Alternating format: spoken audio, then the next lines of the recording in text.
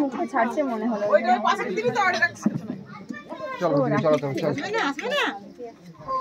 তুমি কি চাইলে আম্মা? না এরকম একদম নয়, হাত দেওয়া মানে না একটু ক্রিমটা বাদ দিয়ে দাও। এই ধারটা কাট ক্রিমই আসছে, কিন্তু আমার গায়ে মাখবি না। হ্যাঁ রুমালটা দিয়েছি, রুমালে হাত মুখ মুছবি না, মাখবি না বলছি দুবার যাই বলি।